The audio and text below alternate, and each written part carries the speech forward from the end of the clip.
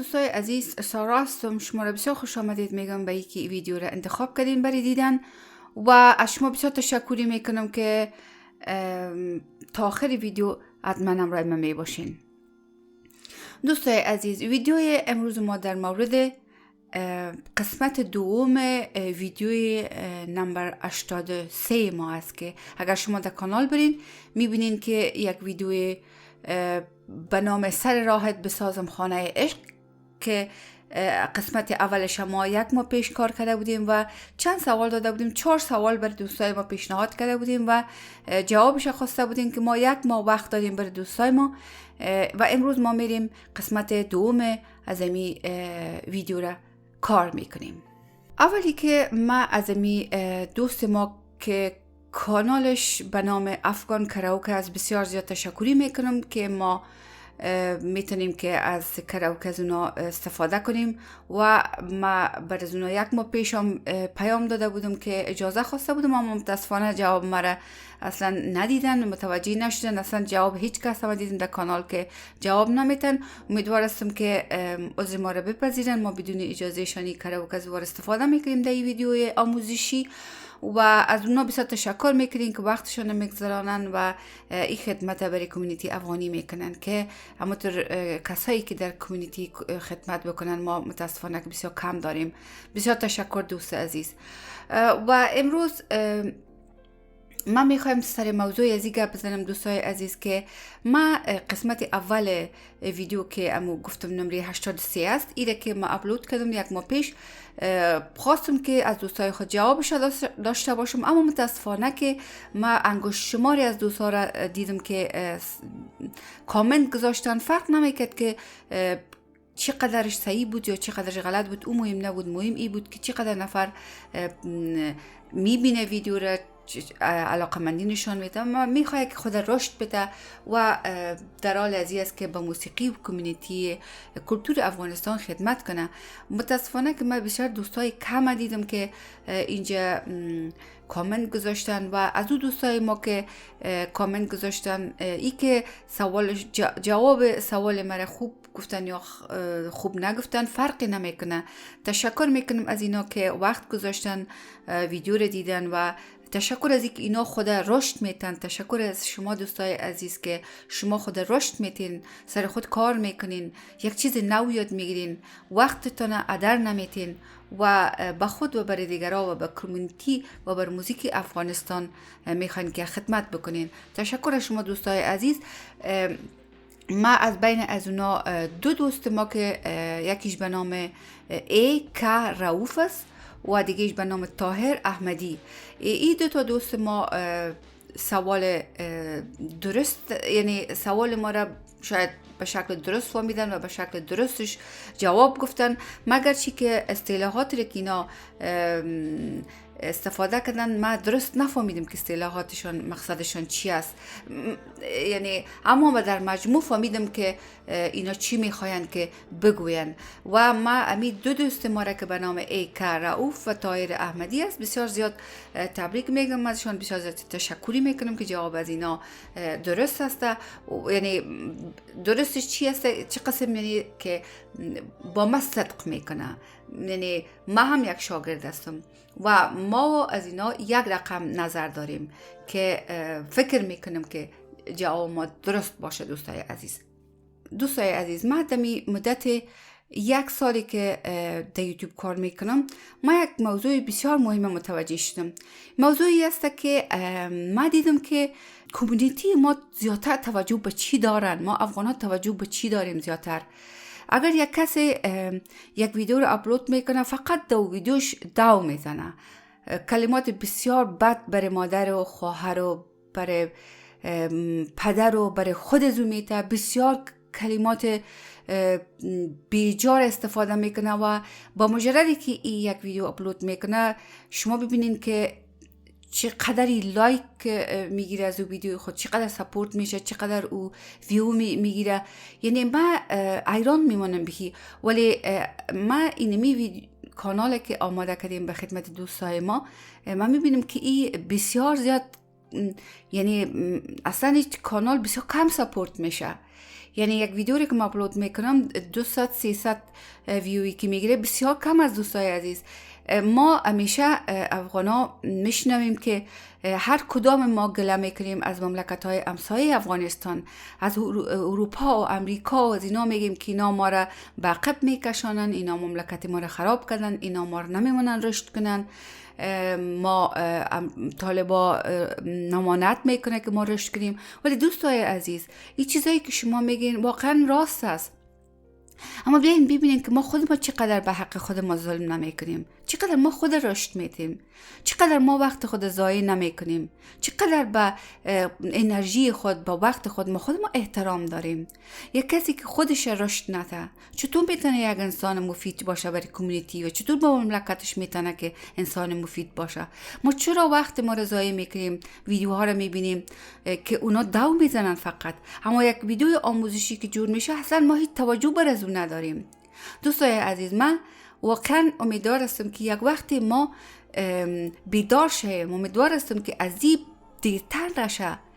ما هر کدام ما به نوبت خود مجرم هستیم در این که افغانستان به او حالت رسیده. ما هر کدام ما قسمت خود ادا نکردیم دوستای عزیز. ما هر کدام ما میتونستیم که فرض خود ادا کنیم با موضوعات بسیار کوچک و کم.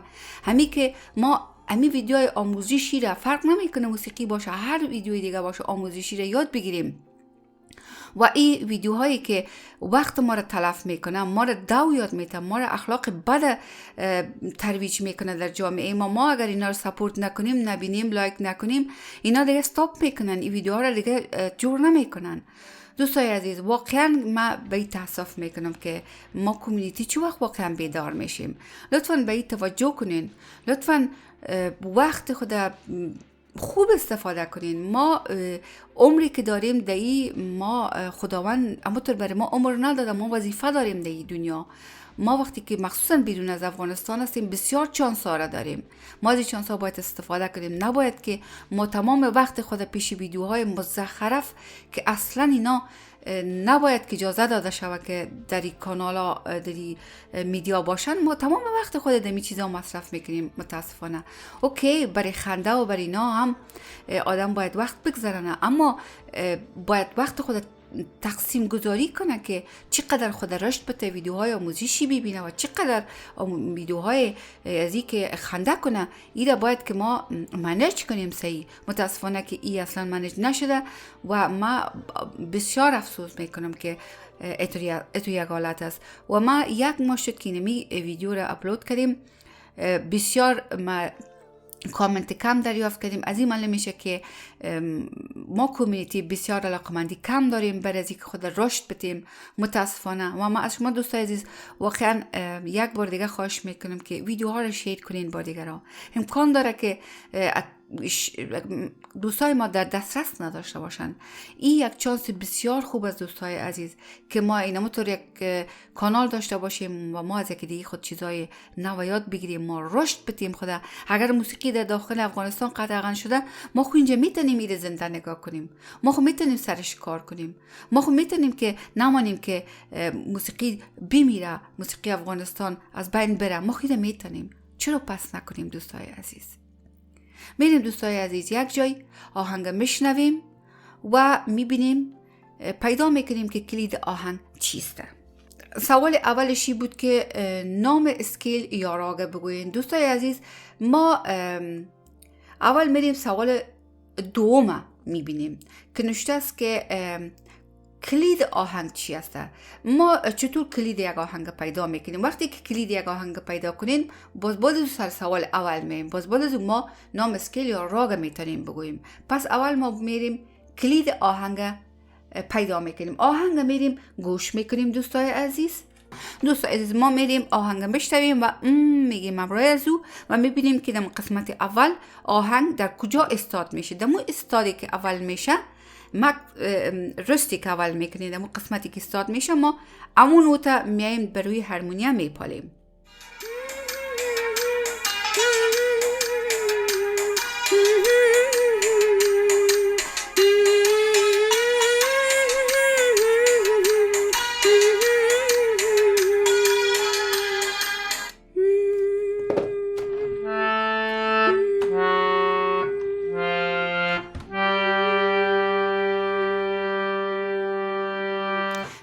دوستای عزیز که اینمی نوت است که آهنگ از اینمی کلید شروع شده، یعنی اینمی کلید آهنگ است. اگر که کسی در این قسمت نمیفه، در ویدیو رو آخر میکنه، در آخرش میبینه که آهنگ در کجا استاد شده.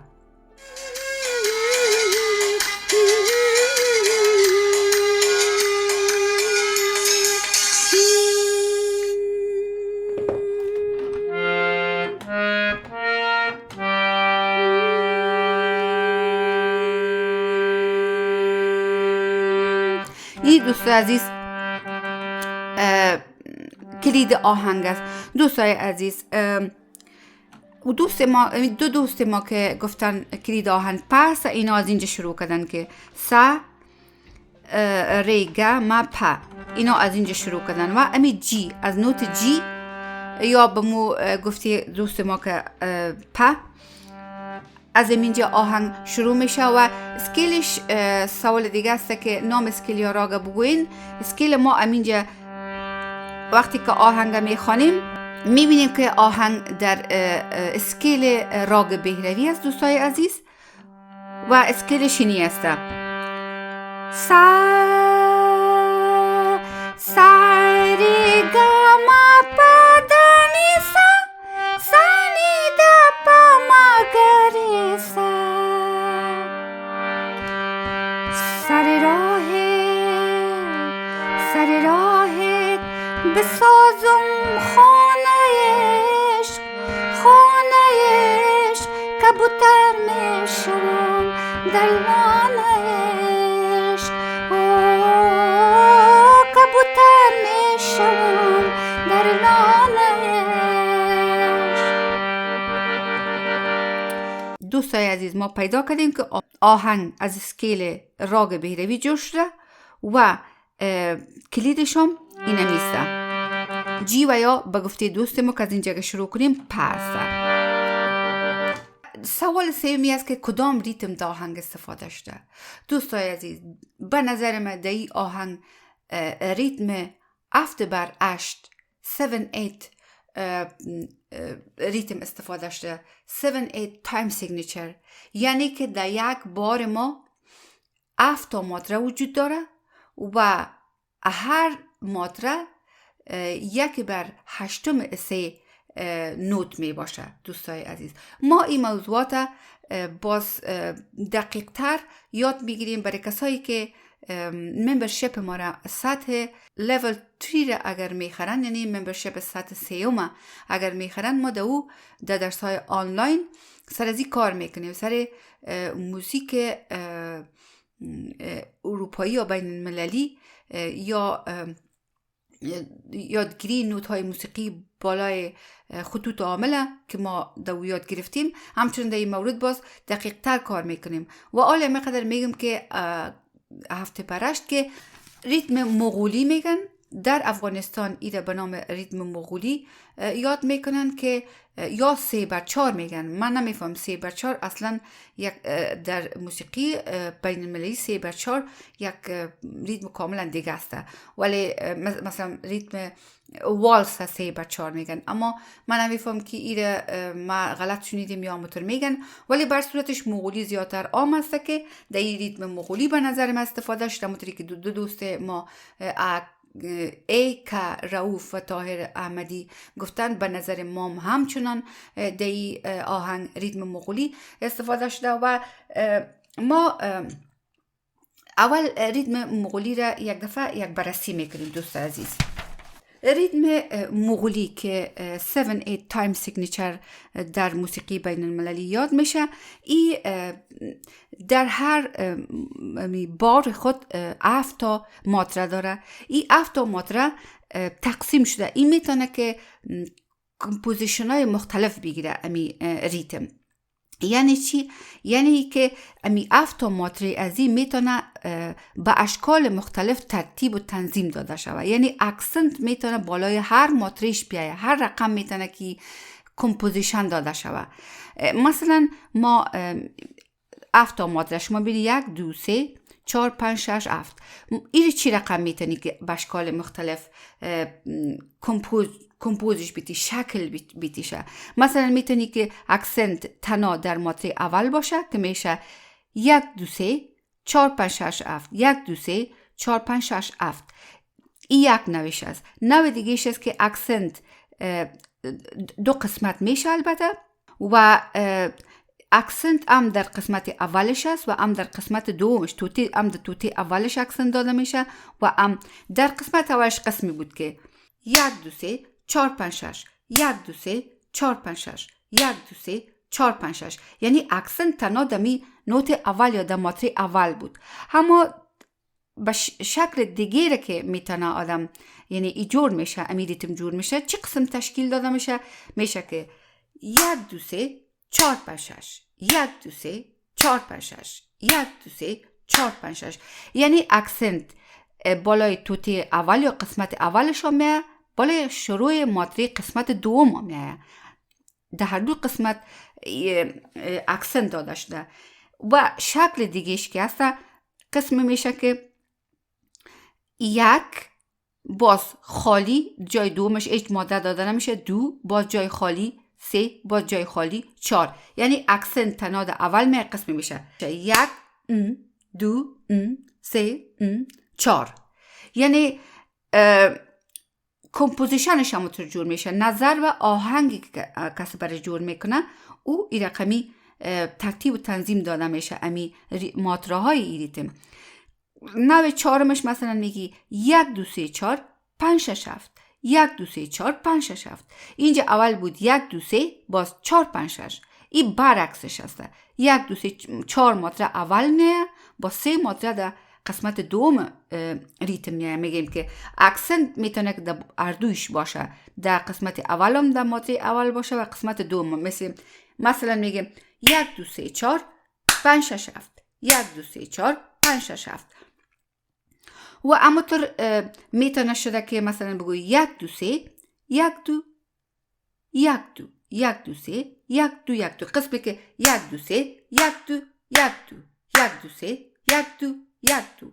یعنی با انواع و اشکال دیگام میتونن که اینا ترتیب بتن. شما اگر مثال ساده بتیم که برای فهمیدن ما، مثلا یک کیک باشه، کیک گرده است یا چارکنج سر رقم که است، او را میخوایی که شما از شما خواسته میشه که به 7 توتی تقسیم بکنین.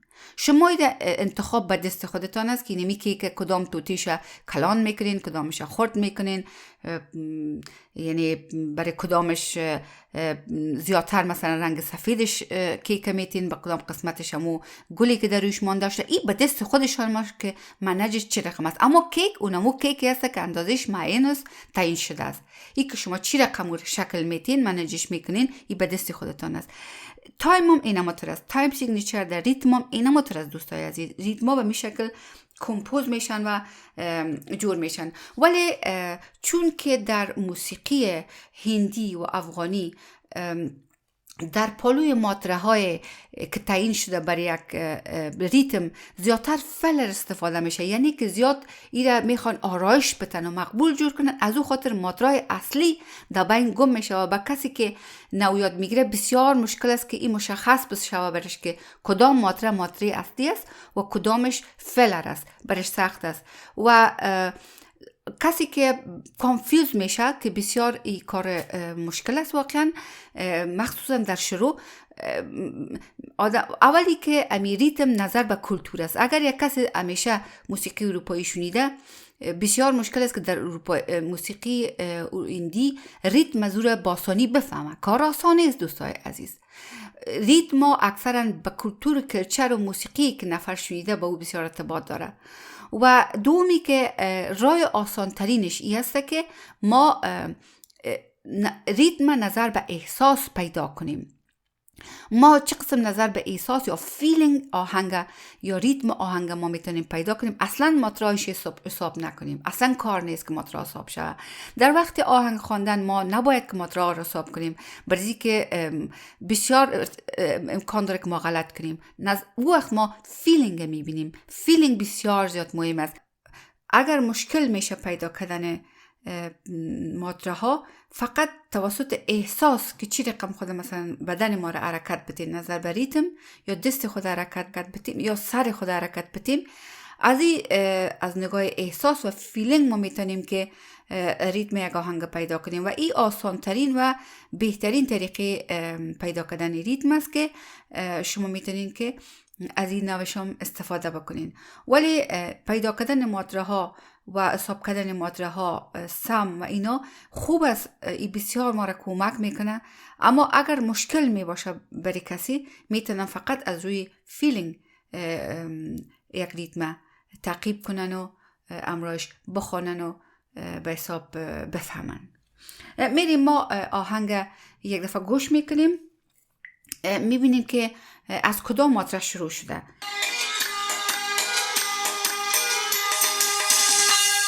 دلم دیوانه بود، دیوانه تر شد، دیوانه تر شد.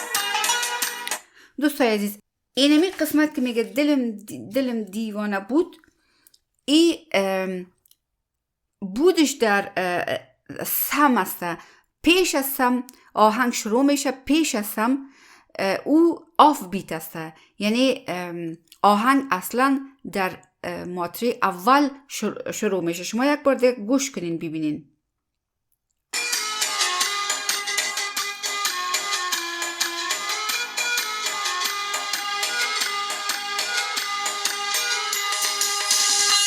دلم دیوانه بود، یعنی بود که میگیم اون قسم دلم دیوانه بود، دلم دیوانش آف بیت است، پیش از ماتری اول است و آهنگ اصلا دمو ماتری اول شروع. انتره و آستایش هر دوش یک رقم است، از امو ماتری اول شروع میشه دوستای عزیز. و به نظر من این نوع مغولی که دیگه استفاده شده نوع دوم است. 1 2 3 4 5 6 یا میگیم 1 2 3 1 2 3 4 1 2 3 1 2 3 4. حالا ما اینو میبینیم یک دفعه که واقعا اما ترس چطور ما حساب میکنیم اصلا مارته ها را. 1 2 3 1 2 3 4 1 2 3 1 2 3 4 1 2 3 1 2 3 4 1 2 3 1 2 3 4 1 2 3 1 2 3 4 1 2 3 1 2 3 4 1 2 3 1 2 3 4 1 2 3 1 2 3 4 1 2 3 1 2 3 4 1 2 3 1 2 3 4 1 2 3 1 2 3 4 1 2 3 1 2. دوستای عزیز، به نظر من امی نوع دومش که اکسنت در دو توته در دو قسمت ریتم اکسنت داده شده، یعنی 1 2 3 4 5 6 7 1 2 3 4 5 6 7 1 2 3 1 2 3 4 1 2 3. یعنی میتونی که بگوی 1 2 3 4 5 6 7 یا میتونی بگوی 1 2 3 1 2 3 4. اردوش یکی فرقی نمیکنه. به نظر من که اینمی ریتمش است و آهنگ از اینجا شروع میشه، از ماتری اول شروع میشه، اما از انتریش ام آستایش و دو نوتی که پیش از اون که میگه دلم دیوانه بود، ای که میگه دلم دیوانه، ای آف بیت است، پیش از این ماتری اول است که از بودش دینیم اینجا میگه بود که ما از روی زمین میفهمیم. و به نظر من امی از دوست های عزیز خدا کنه که خود رشاد جان فیروز این ویدیو رو ببینه و برای ما تشریح کنه که ما چیزی که فهمیدیم از آهنگشان واقعا همون چیزی است که هست یا اونا چیز دیگه میگن. و ما از رشاد جان فیروز بسیار زیاد تشکری میکنم و از این معذرت میخوایم که بدون اجازهشان بروی آهنگشان ما گپ زدیم و صحبت کردیم. امیدوار است مرجعی که باشن خوش و آرام باشن. دوستای عزیز، این بود ویدیوی امروز ما. خدا کنه که ما از یکی دیگه خود تانسته باشیم، چیزای نو یاد گرفته باشیم و از شما بسیار زیاد تشکری میکنم از اینکه تا آخر ویدیو همراه ما بودین. دوستای نازنین، لطفا لایک و سابسکرایب و شیر فراموشتان نشه. تا ویدیوی دیگه شما نازنینا را همه را به خدا میسپارم. بدرود.